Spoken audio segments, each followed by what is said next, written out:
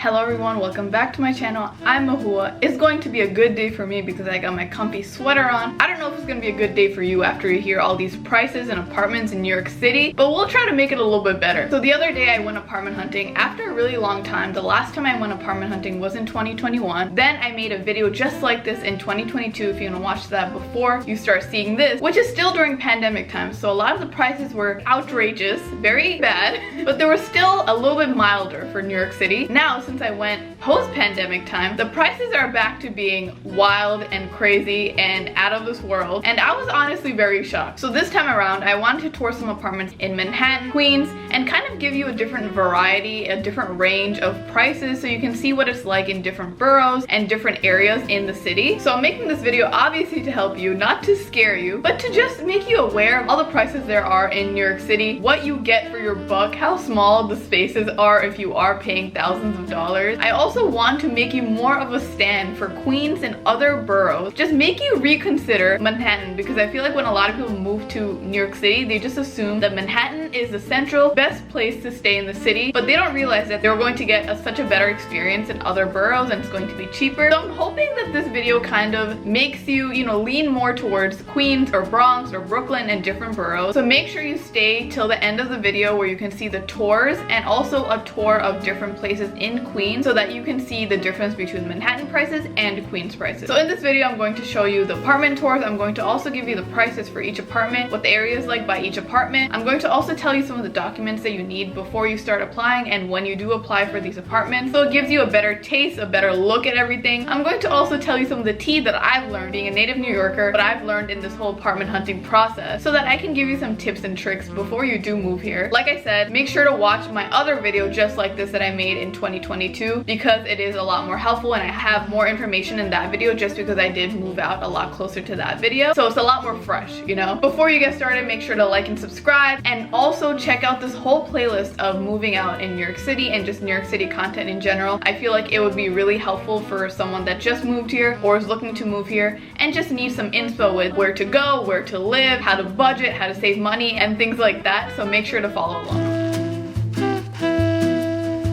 I'm going to be looking at my laptop here because that's where I have a lot of my info. So the first thing that we're going to do is talk about the documents that you need. So when you look at this category, when I tell you all the things that you need, you might get a little scared because now that I'm looking at it right now, it's very scary. It's very daunting. When you look at it as a first-time mover to New York City, it's kind of like, what the hell, But I promise it's not as bad as you think. And all of these documents are only for certain buildings, only for certain areas. There are a lot of places that don't require all of this. So let's get started. So the standard for what you usually need when you do apply for a building and before you get approved into the building, you obviously need to give your social security, you need to give your photo ID copy, give your credit score. You have to have usually over a 600 or a 700 credit score. You have to give your employment information, so all of your pay stubs. You have to give your W-2 form or your 1099 form with all of your tax information, usually from the previous year and that same year. Your pay stubs usually have to be in the last 2 months, reference letters from your employer, and sometimes you also have to prove that you work there, so you might have to have like a letter that shows that you were accepted into this employment. You also have to show your previous landlord living situation or your current one, so you can have a reference for that. On top of that, you also have to show how much you have in your savings and checkings account, how many bank accounts you have in general, how old those accounts are. You have to prove you didn't just start those up recently. It also really helps if you can show investment properties and if you have other savings on top of just the accounts that you have. So again, I know this sounds very crazy. I know this sounds like it's a lot, which it is, but this is only for a few buildings. It's not always like this. For example, I just went to an apartment and the only thing that they were requiring was just a letter of employment, just where you work, and your photo ID, your social security, your annual base salary, and your date of hire. So it's not as crazy as everything else. It's better to be prepared than sorry and just have all of these documents on hand just in case you really like a building or you really like a unit and you want to apply right away before it gets taken. But you don't have to have all of these things prim and proper all the time, right? It's fine to not have every single thing, and a lot of these places say that on paper that you need all of these things, but sometimes you can kind of get away with it and just ask the super if you can leave out 1 or 2 things, especially if you are just new here to the country or if you don't have a lot of these things because you're a student. You might be able to get away with certain things. You might be able to ask someone else to co-sign for you. Something else that I didn't realize when I was apartment hunting and when I got my first apartment is that you can sometimes negotiate the rent price. I didn't realize this because I always thought it was a fixed price, which for the most part a lot of apartments are. are. But when I was apartment hunting the other day, one of the brokers were telling me that, oh, this price is about $3,000 or $2,900, but I can get it down to $2,700 or $2,600 for you. And I was like,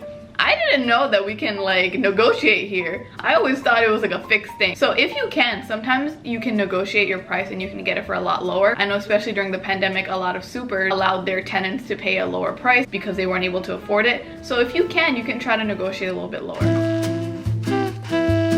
Alright, so let's get started. The meat of this video, what actually is really important, which is the apartment tours and the apartment prices. Turn that frown upside down and fake it till you make it, because prices are going to be something out of this world, but you know, we gotta power through. So the first place that we looked at is in Chelsea. It is a studio, and I found this on apartments.com, where you can find a lot of apartments for rent or you can buy them, and it is right next to the A, C, and E subway line and the M23 bus. So that takes you all the way across Manhattan. It's a really good central area, and this area has a lot of younger people because it's close to big colleges in Manhattan, and it has a bar scene. You'll see a lot of art places there. You'll see Whole Foods and supermarkets. You'll see the High Line, Chelsea Piers, a lot of food places, and anything else you really need. It's a really good area. That being said, the studio that we looked at was $2,500. Someone already lives there, but they are looking to move out. And it is an older building from the 40s, and they had a laundry room in the basement. It has an elevator, a lot more safety because there's an intercom in the entrance, so not everyone can just come in. And there's also a live-in super. So as you can see when you walk in, the bathroom is right to the left, and there is a renovated kitchen and bathroom. I really liked the kitchen because you can see that everything is stainless steel. It is pretty modern for the most part. The tenant made use of a lot of the space by putting the condiments on the wall, and it looks like there's a lot of cabinet space as well, which is hard to find in a studio especially.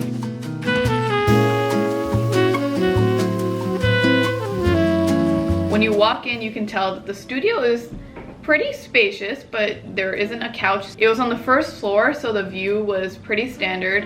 And the closet on the right side of the wall, we didn't open it, but it was pretty big. You can walk into it. So what they were asking for was 1 month security deposit, the broker's fee, and first month rent. So they were asking for $2,500, but again, since they were asking for it, you can probably negotiate to a lower price. All right, so the next place that we looked at was also in Chelsea, a few blocks away. It is called the Beatrice Apartment. It also has a hotel in the first 2 floors. It was on equityapartments.com, or you can also find it on the Beatrice website. Penn Station and many other major train lines are less than 3 minutes away. It's really close, and this area is also very central because it's close to FIT, NYU, and other major institutions in the area. So there's a lot of young people in the area, and a lot of young people live in the building, which is kind of hard to believe because the units were not as affordable. It's more luxury, and so a lot of food spots, cafes, shops, and everything is nearby. So this building includes a lot of amenities. There's 24/7 concierge, mailroom, parking lot, rooftop lounges and terraces. There's central heating and AC, in-unit washer and dryer in all of the units. There's a dishwasher,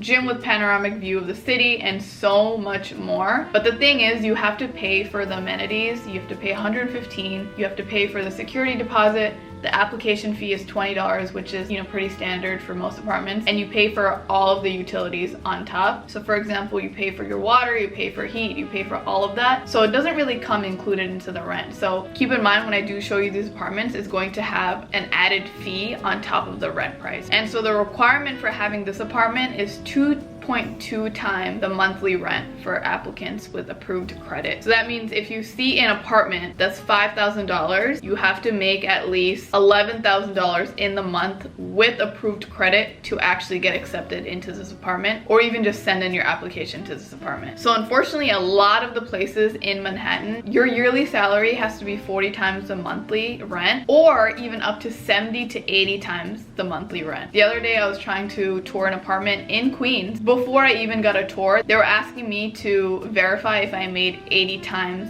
the monthly rent, and the monthly rent for that place was $19.75, which meant that the person that's trying to get that apartment has to make over $160,000 a year, which is so crazy because New York City has so many immigrants, and they are not just casually making $160,000 a year for you to afford a less than $2,000 a month apartment. It's wild.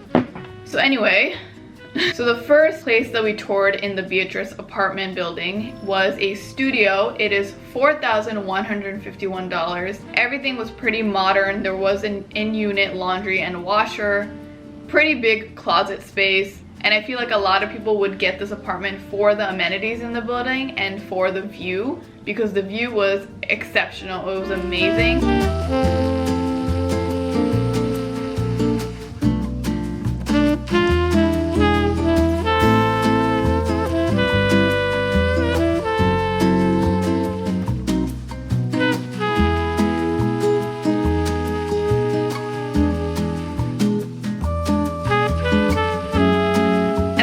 We're not eating the view, we're not living and starving ourselves because of the view. So if that is your cup of tea, then go ahead. But I personally don't believe in spending $3,000 extra just for a view. It was so funny when I was trying to tour this apartment, because when one of the leasing managers called me to see what my price range was and what I was looking at, I was like, oh yeah, I want a studio or like a 1-bedroom, probably in like the $2,000 to $3,000 mark. And she was like, oh, to like let you know, the studio start at like $4,000. And I was like, oh yeah, I'm open to that. I can explore that. So in the same building, we also looked at another unit, kind of the same setup, but this one was actually a 1-bedroom and a 1-bathroom.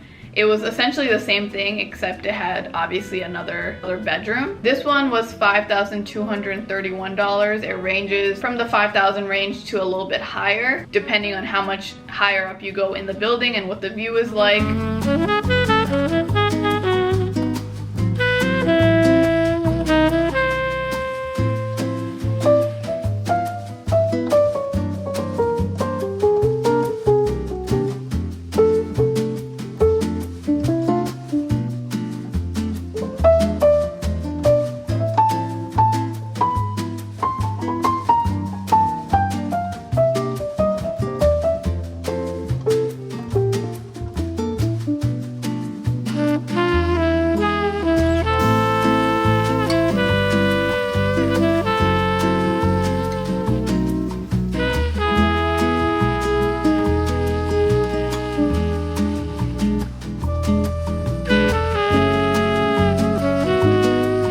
After we had a little field day in that building, we went over to our next apartment in Kips Bay, which I also found on apartments.com. It is an area with a lot of hotels and offices. Not really my cup of tea, but there are still food places and Trader Joe's a few blocks away. So a lot of young people also live in this area because, you know, it's kind of like the finance bros, the frat bros, you know. The 7 train is about 5 minutes away at Grand Central, and you'll also find a lot of trains there as well. So this area and this apartment was a little bit cheaper, not by too much. There is a lobby and a front desk and elevators, gym, laundry in the building. I was really actually impressed by the laundry room in this building because it's a lot bigger than what I've seen. So the first apartment that we toured was a studio. We actually toured a few in this building. Both of the studios that I show in this video are in the $2,700 to $2,800 range. And the thing that I really liked about this was that they weren't including a fee. So that's very different because usually buildings include a broker's fee and you have to pay for amenities on top of that. But this building, not only did he bring down the price from the original $2,900, but he also said that there was no fee additional to the rent. This was more of an older building, but I still appreciated that they kept it up to date for the most part and that there were so many amenities included for the rent price. I feel like it's kind of hard to find rent this low in Manhattan, especially with all of the amenities that were included.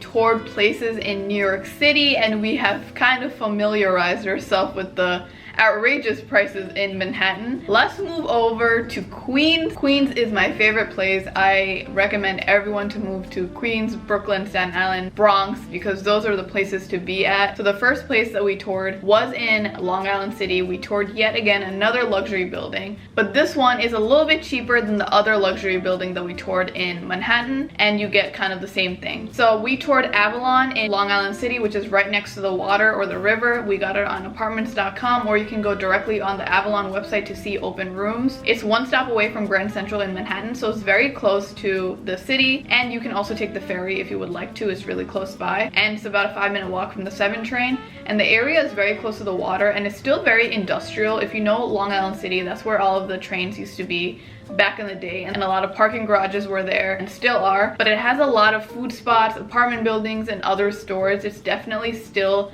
developing, but a lot of people are starting to move here, unfortunately, and it's getting very gentrified. So the building that we toured is called Avalon. They also have a lot of amenities. So they have sky decks, they have lounges, they have a front desk, 24/7 concierge, they have in-unit laundries, elevators, mailroom, gym, parking lot, pool, everything that you can think of. So we toured a studio and a 2-bedroom, so I wanted to show you some range. The first studio that we toured is $3,225. Studios start at $3,069 in this building, and it is about 500 square feet. And as you can see, when you walk in, you see a lot of closet storage on the left side.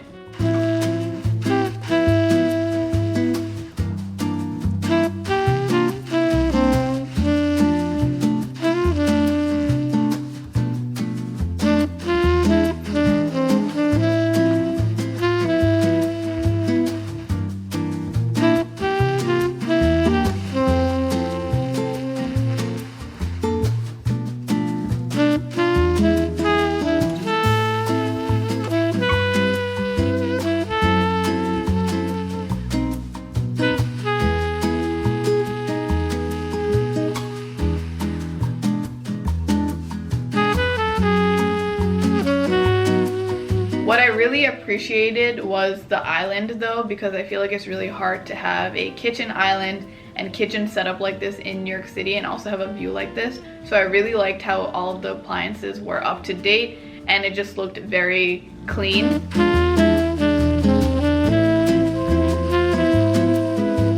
Alright, so the second apartment that we toured was a 2-bedroom and a 2-bathroom, and it is a river view, so you will see just how iconic the river view is. Again, there's a lot of storage and closet space on the side before you get in.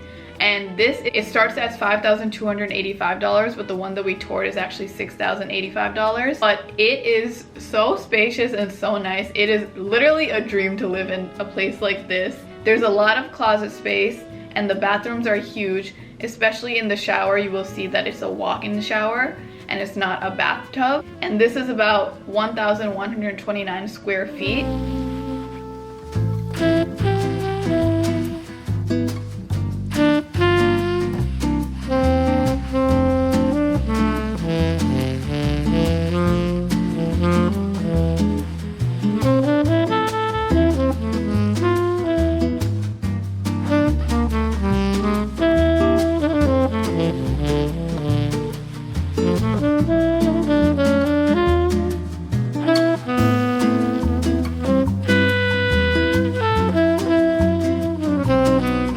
But look at the incredible view that this apartment has.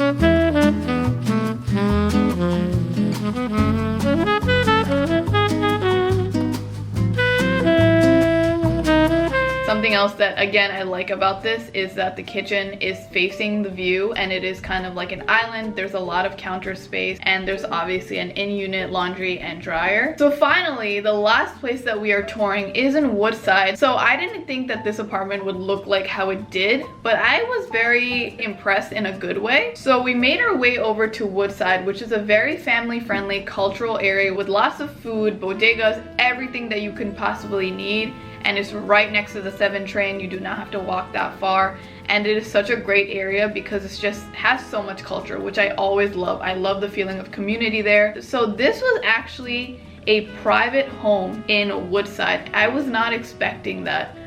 You walk up the steps to the second floor and it's a 1-bedroom, 1-bath, and you pay $19.75, and it is actually a pretty big space. I was really surprised by the closet space in the living room, and I was also very surprised actually by the kitchen, because the kitchen was actually a full room where you can put a dining table. It wasn't just like a walk-in, you know, kitchen space like the other ones that we saw, and it has a full fridge and everything. It was beautiful. And then when you walk into the other bedroom, it is very spacious, and what really surprised me was the patio, because I've never really seen a patio space like this in the apartments that I've toured.